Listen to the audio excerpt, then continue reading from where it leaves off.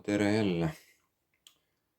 Oleme jõudnud aastasse 2000 ja võtame siis 2000 aasta eurolaulu laulud ja hakkame kommenteerima. Finaal toimus siis 5. veebruaril aastal 2000. Õhtujuht oli Marko Reikop. Osalejaid oli kokku 10 ja hakkame siis neid vaatama. Esimene laul Mõistus ja tunded, esitajaks Mai on kärmas. Nii, esimene laul siis Mõistus ja tunded, esitajaks Mai on kärmas, sai 68 punkti ja jäi 4. kohale. Ütleme niimoodi, et siuke tore, mõnus, tempokas laul. Mulle meeldis algus kohe, oli hea, niimoodi sai pea nõksuma panna, niimoodi mõnusalt rütm algas kohe ja ilus hääl oli Mai on kärmasel ja siuke mõnus laul, et refrään meeldis mulle tegelikult kõige rohkem, kuidagi nii tõmbas kaasa laulma ja väga siuke mõnus muusika ja mind täitsa huvitaks, et mis pillidega see muusika tehti, et seal praegu ei näidanud orkestrit ega midagi, et tahaks teada, mis pilli kasutati, et siuke muusika ja et siuke laul kokku panna. Lahe on muidugi eriti plusspunkt on juba selle poole pealt, selle laulu poole pealt, et Mai on kärmas, kes esitas, tegi ka ise sõnad ja muusika. Et selles mõttes juba nagu hästi tehtud laul juba, et ta tegi kõik nagu ise. Et jah, täitsa huvitav, et kui nüüd järgmise laule vaadata, et palju seal taustalaulijaid on, et sellel esimesel oli juba 5 taustalauljat. Ühe tundsin ära, üks oli Kaire Vilgats, teiste puhul ma ei ole kindel. Kas võib-olla äkki üks oli Piret Järvi ja Smilder, aga kindel ei ole. Aga ei, siuke mõnus laul ja ma ei imesta, et 4. kohale jäi, see oli jah, siuke omamoodi huvitav. Ma ei tea, kui palju žürii seda hindab, et kas artist on teinud ise kõik või on niimoodi, kui võrreldes sellega, et kui on keegi laulab kellegi teise laulu, et ma ei oska öelda, kuidas seda hinnatakse. Aga jah, võtame järgmise laulu. Teine laul Church of Love, esitajaks White Satin. Nii, teine laul Church of Love, esitajaks White Satin, sai 42 punkti ja jäi 9. kohale. Ma ei oska öelda nüüd, kas ta nüüd nii kaugele oleks pidanud jääma, aga võrreldes esimesega oli võib-olla jah, pisut natukene teistsugusem, et seekord ei olnud niimoodi, et solistid olid kõik ise teinud, et selle laulu puhul ma panen tähele jälle ühte asja, mida ma ühes varasema aasta videos ka ütlesin eurolauluga seoses, et Vikipeedias on pandud ainult laulu kirjutajaks Sulev Lõhmus, aga tegelikult oli niimoodi, et Sven Lõhmus tegi muusika ja Sulev Lõhmus tegi sõnad, et võiks nagu mõlemad olla kirjas. Aga las see olla. Ja siuke lahe kooslus, et 3 meest laulsid seda, esitasid seda laulu, Henrik Raave, Bert Pringi ja Lauri Liiv. Henrik Raave on tuntud Noorkuu bändist ja Bert Pringit tean ma saates Su nägu kõlab tuttavalt, kus ta kunagi osales. Üpris lahedaid paroodiaid tegi. Ja Lauri Liiv on eurolaulul varemgi osalenud. Siuke tore, mõnus ingliskeelne laul, siuke hea rütm ja muusika oli hea, muidugi kui Sven Lõhmus on muusika teinud, siis ongi alati hea. Ja see, mulle meeldis ka see, kuidas see oli niimoodi ära jaotatud laulmine, et Henrik Raave alustas laulmist, siis laulis Bert Pringi, siis tuli refrään, kus nad kõik koos laulsid. Ja siis teisest salmist alustas Lauri Liiv, siis jälle Bert Pringi ja siis jälle kõik koos. Et siuke hästi ära lähedatud ja kui pealkiri Church of Love ehk kiriku armastus, siis oli nagu esinemiskostüümid olid ka lahedad, sellised et Lauri Liiv, Henrik Raave olid kõik valgesse riietatud ja siis Bert Pringil oli niimoodi nagu valged püksid ja must bluus, et sihuke nagu huvitav kombinatsioon nagu kiriku mõttes. et jah, sihuke mõnus tempokas laul ja no mitte küll võib-olla nii tempokas kui eelmine, aga ikkagi sihuke hea laul, et ma ei tea, praegu jääks ilmselt minul, kui ma praegu juba hakkaks tegema, oleks esimene see Maieni laul ja teine oleks nüüd see, et praegu sedasi, aga vaatame ülejäänud laulud ka ära, siis pärast üritab mingi top 10 teha. Kolmas laul. Kuulatan su ootamist, esitajaks Ines. Nii, kolmas laul. Kuulatan su ootamist, esitajaks Ines või Eda-Ines Eti, kuidas keegi soovib. Sai 43 punkti ja jäi 8. kohale. Ma ei tea, minu arvates võrreldes eelmisega mulle see laul meeldis rohkem, et ma ei ole kindel, aga nojah, maitsed on erinevad. Nojah, muidugi eestikeelsed laulud meeldivad mulle muidugi rohkem. Aga väga sihuke mõnus laul ja mulle meeldis see, et kui ma hakkasin seda kuulama, nojah, see on mitu aastat, see on nüüd juba 25 aastat varem, et see Inesel oli pisut teistsugune hääl ka siis, et võrreldes sellega, milline tal praegu on, et kui ma hakkasin kuulama, kuidas ta laulis, siis ma alles kuskil refrääni poole nagu tundsin, nagu kuulsin seda Inest, keda ma praegu tean, et sihuke nagu oma teistsugune hääl oli nagu, aga see tegigi asja huvitavaks. Ja sihuke mõnusalt algas, sihuke mõnus muusika ja kui esimese puhul oli ka 5 taustalauljat ja teise laulu puhul ei olnud ühtegi taustalauljat, siis nüüd jälle oli 5 taustalauljat. Tundsin veel ära, et üks oli Tanel Padar.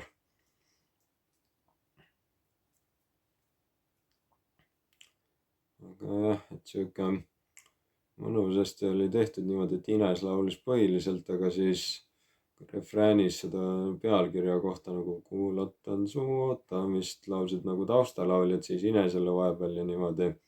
Ja siis lõpus tuli üks sihuke koht ka, kus taustalauljad, põhiliselt naistaustalauljad said ka korra laulda veel. Ja siis Ines pani ühe pika noodi ka lõpus ja et sihuke igatpidi huvitav laul, et ma arvan, see on praegu mu lemmik nendest 3, mis seda juba kuulanud oleme.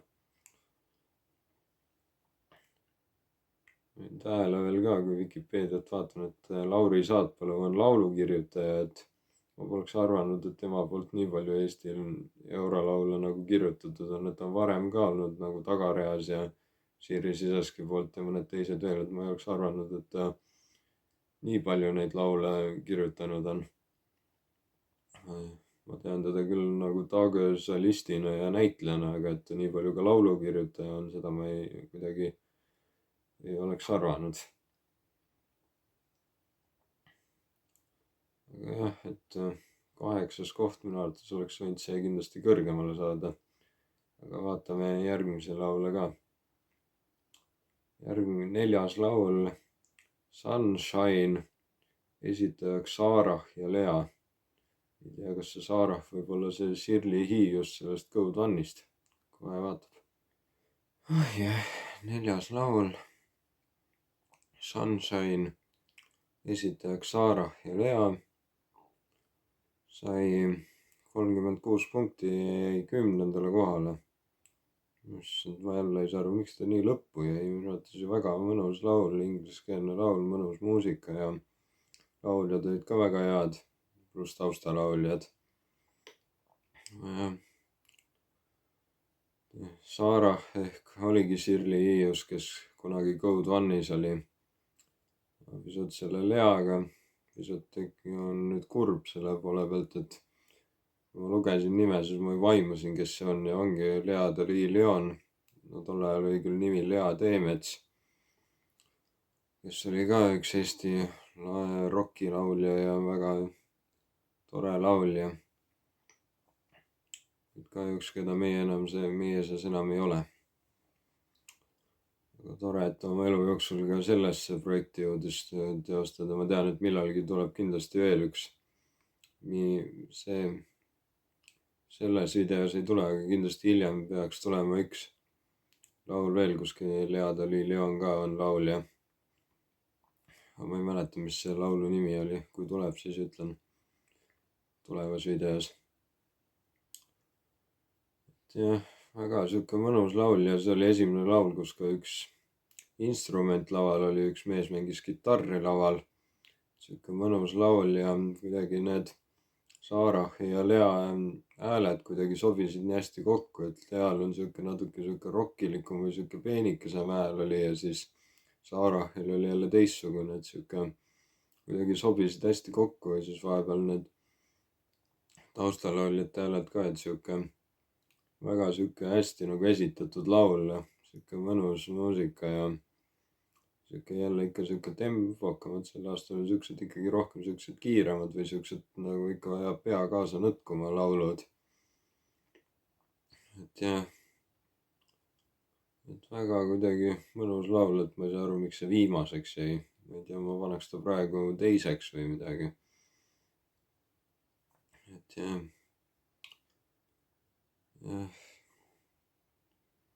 mingi vaatasin Lea Dali Leoni, siis noh, see on mitu, 20 aastat või nojah, veel 10-20 aasta taguse vahega mingi, et tal olid siis veel ilusad mustad juuksed peas ja nagu nägi hoopis teistsugune välja, et ei ole, alguses ei olnud üldse kindel, et kas see on tema, aga hääle järgi ma sain aru, et see on tema. et jah, kahju pisut, et ta nii noorelt meie seast läks, aga mis teha. elu on vahel ebaõiglane. tore, et ta vähemalt sihukese laulu jõudis sisse laulda meile ja esitada. muidugi kõik tema muud laulud ka Blackiga koos ja kõik muud laulud on ka väga toredad. aga nagu eurolaulu mõttes see praegu ei, ma arvan, et kui keegi teine oleks Saarahiga koos seda esitanud, siis see poleks nii lahe ja hea välja kukkunud. kuidagi Lea Dali Leonil on sihuke omamoodi hääl, mis noh, õigem oleks öelda oli, aga noh, seda häält saab siiamaani kuulda, laulud on kõik üleval, et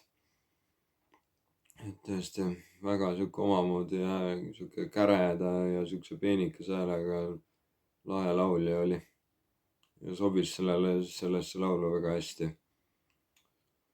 aga hea küll, võtame järgmise laulu. 5. laul One Sweet Moment, esitajaks Maian Kärmas. 5. laul One Sweet Moment, esitajaks Maian Kärmas. sai 57 punkti ja jäi 5. kohale. täpselt nagu esimese laulu puhulgi, mida ka Maian Kärmas esitas, oli ka selle laulu puhul niimoodi, et muusika kui ka sõnad olid tema enda poolt tehtud. aga kuidagi tundub, et esimene laul meeldis mulle rohkem, aga samas see oli nüüd ingliskeelne laul, sihuke mõnus trummi, sihuke beat ja alguses tundus, et võib-olla on klaverimuusika, et natuke pisut ja et sihuke jah, mõnus laul ja tundus nagu, et rohkem laulis Maian Kärmas ja siis vahepeal taustalauljad tulid ainult kusagil lõpupoole või kusagil, vähemalt mulle tundus niimoodi. et rohkem nagu laulis Maian ikkagi, Maian Kärmas. ma ütlen kogu aeg tema perekonnanime ka, sellepärast et muidu mul on tunne, et ma räägin sellest noorest lauljast Maianist. siis kui ma üldse lugesin nime Maian Kärmas, siis mõtlesin korra, et kas äkki ongi see noor juba, aga tegelikult ei ole. erinevad inimesed. et jah, seal kuskil refrääni koha peal, kus nad kõik koos laulsid, nii taustalauljad kui ka Maian Kärmas, tekkis mul korra mõte, et mis laulu see mulle meenutab, et kuidagi see, ma sain aru, et see meenutas mulle pisut seda ühte 1990, ma sain aru, et see meenutab mulle seda ühte legendaarset eurolaulu, mis küll Eurovisioonile ei läinud, Kallim kullast, mida Pearo Paulus ja Edvig Hanson esitasid, et pisut refrääni koht natuke see, kuidas Maian ja taustalauljad laulsid, hakkas kuidagi kummitama täpselt sedasi, nagu oli ka see Kallim kullast laulu refrään. aga muidugi see laul oli hoopis teistsugune, lihtsalt see refrääni koht pisut meenutas seda, kui nende hääled niimoodi kokku käisid, kõlasid. igal juhul jah, esimene laul meeldis mulle rohkem, mis Maian Kärmase poolt tuli, aga sellel laulul ka midagi häda ei olnud. 6. laul When we are flying high, esitajaks Hedvig Hanson ja Mac McFall. täitsa huvitav kokkusattumus, et ma just Hedvig Hansoni enne mainisin korraks. 6. laul When we are flying high, esitajateks Hedvig Hanson ja Mac McFall. sai 77 punkti ja jäi teisele kohale. No selle puhul ma ei imesta, et ta nii kõrgele jäi, sellepärast et see oli nüüd kohe ikka nii tempokalt algas, see oli võrreldes eelnevatega nüüd kindlasti praegustest, mida kuulanud olen, kõige tantsulisem ja tempokam laul üldse, mis olnud on praegu. et ja kohe nii see Hedvig Hanson ja Mac McFall kui ka need taustalauljad hakkasid kohe ise ka juba seal tantsima, lõid käsi kokku ja kuidagi tantsuliigutud rütmis liikusid kaasa, et kohe tõmbas nagu tõesti käima kohe. ja nende hääled, Hedvigi ja selle Maci hääled kõlasid ka nii ilusti kokku ja ma hakkasin kohe korraks guugeldama, et nimi Mac McFall, et kes on eestlane, et tegelikult ei ole, on ameeriklane. aga see on lahe, et kui tuleb ka mõni välismaalane meile Eestile appi meile laulma.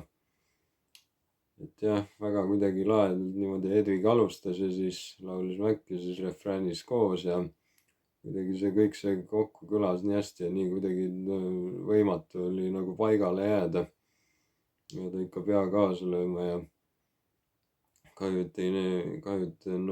jah, kaamerad näitasid ainult esinejat, et ei tea, mida need teised esinejad vahepeal tegid, et ei tea, kas nad ka seal kuskil, kus nad olid ka näiteks, ma ei tea, liigutasid pead kaasa niimoodi, et oleks huvitav teada, et kas oli keegi, kes suutis selle puhul täiesti paigale ka jääda, et nii tempokas laul. et jah, see on praegu see läks nüüd küll kohe tõesti nii meeldiv laul, et läks kohe mul ka sinna esimeseks praegu. väga sihuke ja Hedvig Hanson ise tegi nii muusika kui ka sõnad. et jah, no see on see laul, selline laul, mille puhul ma ei imesta, et see jäi teiseks. aga vaatame edasi. 7. laul Good Night, esitajaks Siiri Sisask. Tema laulu Tagareas juba mainisin korra Lauri Saatpaluga seoses, vaatame nüüd, milline see laul siis on. 7. laul Good Night, esitajaks Siiri Sisask, sai 45 punkti ja jäi 6. kohale. nojah, võib-olla võrreldes teistega oli see nüüd tõesti pisut sihuke, et läheb sinna natuke tahapoole, aga samas mulle laul meeldis. muidugi jah, Tagareas lauluga võrreldes oli see võib-olla pisut Tagareas meeldis mulle muidugi rohkem, aga see oli ka tore laul. ja see oli esimene laul, kus nüüd oli ikka taustalauljad ei olnud üldse näha, ainult Siiri Sisask laulis ja oli ka pille näha, instrumente, et oli 2 kitarri, trummid ja hiljem ka klaver. et sihuke selles mõttes võrreldes teistega jälle pisut sihuke, et kui sa vaatad, et see ei ole päris samasugune nagu eelmised etteasted. et jah, ingliskeelne mõnus laul ja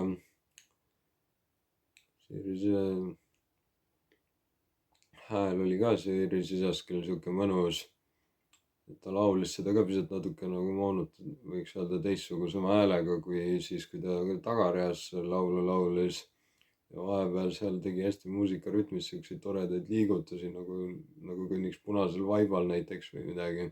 niimoodi lava korraks nagu tahapoole, siis tagasi ja hakkas jälle laulma ja et sihuke mõnus laul, et ta ise kirjutas need sõnad ka vist ja Tommi Rahula tegi muusika.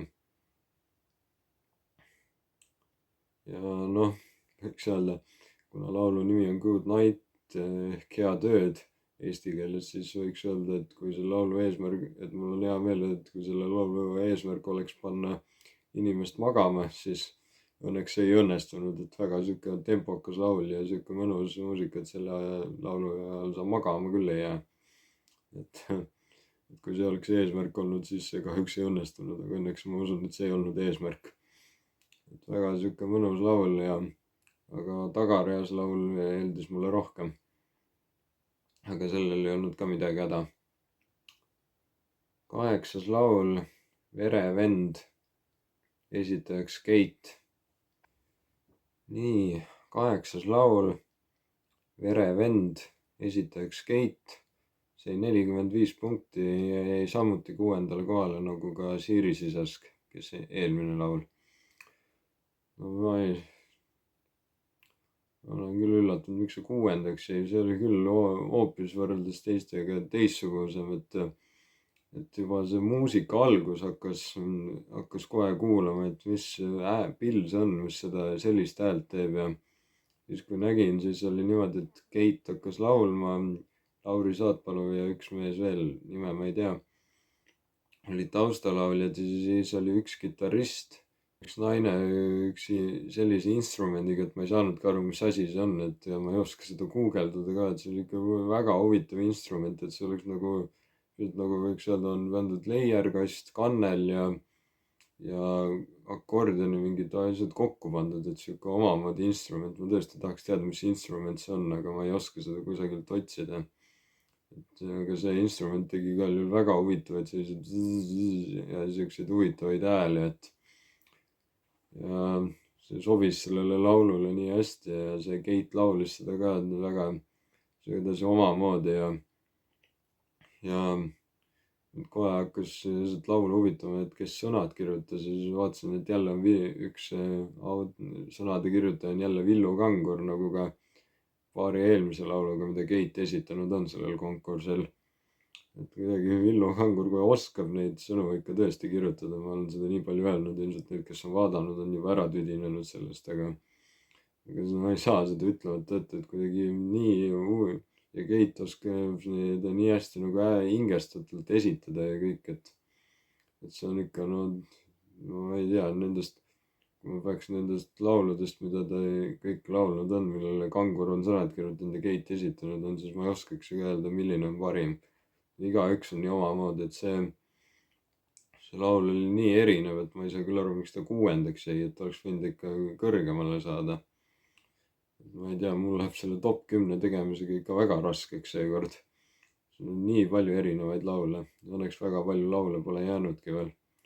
aga et see muidugi väga meeldiv laul.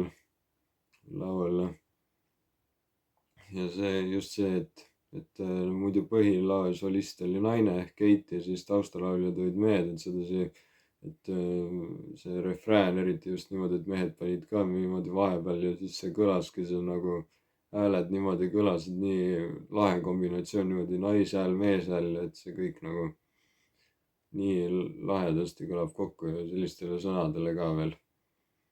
et jah, aga võtame nüüd, muidu võtaks 9. laulu, aga see on võidulaul, nii et võtame 10. laulu.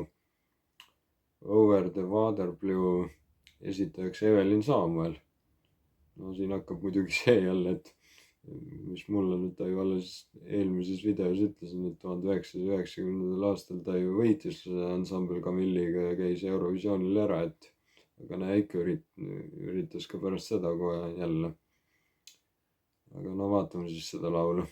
10. laul Over the Water Blue, esitajaks Evelin Samuel, sai 69 punkti ja jäi 3. kohale. no ma ei imesta, et see 3. kohale jäi, see oli tõesti teistsugune. see on jumal, top 10 tegemine läheb seekord küll väga raskeks. tõesti nii, see pani ka nüüd jälle uue põntsu. et ikka väga sihuke omamoodi huvitav laul ja kuidas see ta esitati, et Evelin Samuel oli küll põhilaulja, aga temaga koos laval oli veel 5 taustalauljat ja võrreldes eelnevate etteastetega, kui taustalauljad olid kuskil kõrval, siis need olid temaga ta oli nagu nende keskel, võiks öelda, et ka või ta oli kaks tükki olid temaga ees ja 3 tükki olid taga.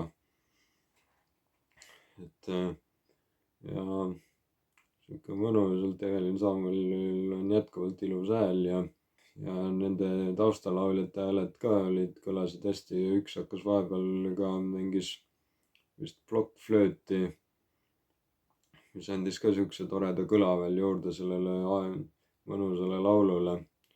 See oli siuke aeglasem, kuigi ikkagi siuke nagu tempo oli ka, aga siuke aeglasem laul ja aga see kõik kuidagi kõlas sedasi omamoodi hästi kokku, et ma ei imesta, et see kolmandaks jäi. Nende kostüümid olid ka selles mõttes huvitavad, et ma mõtlen, et Over the Water Blue ehk laulu pealkiri tähendab ju üle sinise vee või üle vee sinise, et selle järgi ma mõtlen, kõik olid enam-vähem valged või sihuke kollaselt riietatud, et keegi oleks võinud siis vähemalt oleks võib-olla võinud rohkem sinisesse riietuda ja ühel oli sihuke omamoodi valge müts ka peas, et see kõik nagu kuidagi see nägi nii huvitav välja, et ma täitsa tahaks teada, kes need kostüümid välja mõtles või disainis selle, et kuidas nad võiks riides olla selle etteaste ajal.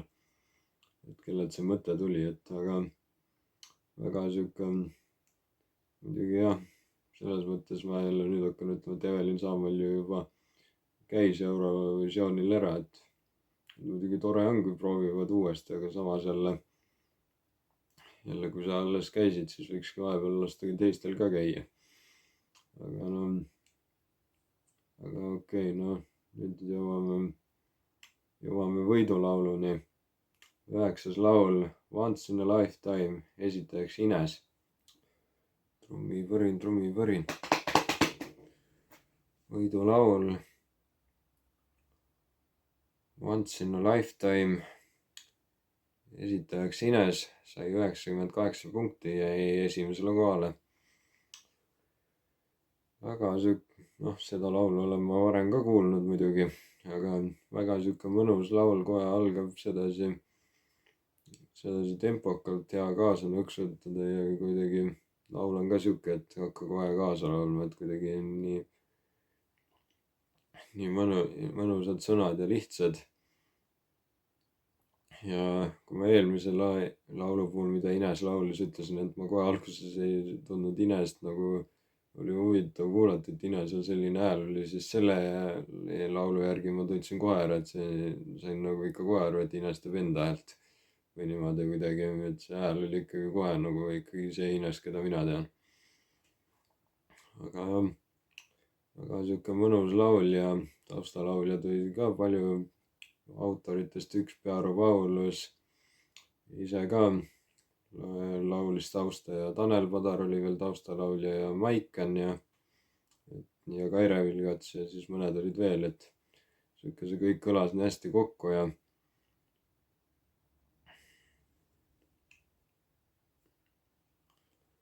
sihuke mõnus muusika mingi ja eriti refräänis läks eriti siukse rütm tuli juurde ja sihuke kuidagi nii.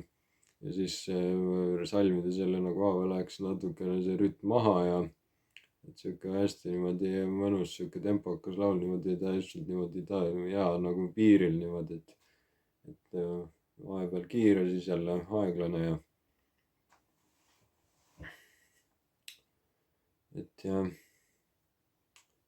mäletan selle lauluga veel seda ka, et kui Ines osales saates Laulame laulu, siis ja tema saade oli teine, siis selle avas Jaagup Kreem, kes esitas sedasama laulu ja aeglaselt pisut aeglasemas versioonis ja mängis kitarri veel ja ütles ka, et see oli tal esimene kord, kui ta inglise keeles laulis. Et on ju teada, et Terminaatori puhul on kõik enam laulud eestikeelsed. Aga jah, selle lauluga läks meil üpris hästi, saime 4. koha finaalis Eurovisioonil. Et selles mõttes selle 2000 aastani oli see kõige kõrgem koht, kuhu Eesti on saanud, 4. koht. Et jah, et see oli hea valik sinna saata see laul. Ma üritan nüüd top 10 teha, mis on üpris keeruline, kuna need laulud olid enam alguses võib-olla lõppu on lihtsam teha kui algust, aga ilmselt selle Once in a Lifetime laulu ma paneks samuti esimeseks. Siis teiseks paneks äkki siis Sunshine'i Sarah ja Lea poolt. Kolmandaks paneks Verevend Keiti poolt. Siis neljandaks paneks selle Hedwig Hansoni ja Mac McFalli laulu When We Are Flying High.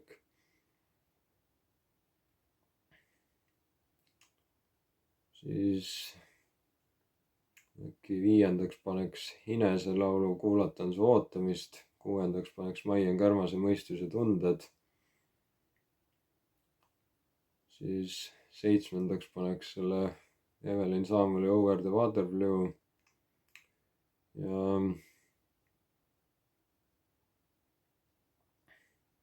kaheksandaks paneks selle Siiri Sisaski Good Night. Ja nüüd ongi siis täpselt, võib-olla siis paneks niimoodi, et Maian Kärmase One Sweet Moment paneks 9ndaks ja siis kahjuks see White Satin jääks 10ndaks ja Church of Love. Kuidagi teised laulud praegu kuidagi, aga noh, see on praegu esmane mul ja võib-olla hiljem kui uuesti kuulaks, siis läheks see teistsuguseks, aga praegu sellised need 2000 aasta eurolaulud olid. Näeme siis, kui võtan 2001 aasta omad ette. Olge terved ja näeme jälle.